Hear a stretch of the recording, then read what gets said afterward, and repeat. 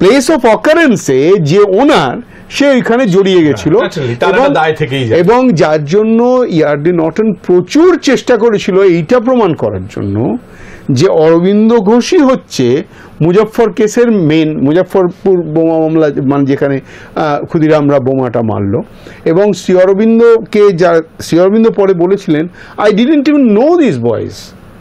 বারিন এদেরকে pick up করে আনতো এবং যাবার আগে শেষদা ওরা একটা কাজে যাচ্ছে, হয়তো প্রণাম করে গেল, শ্রী অরবিন্দ আশীর্বাদ করলেন।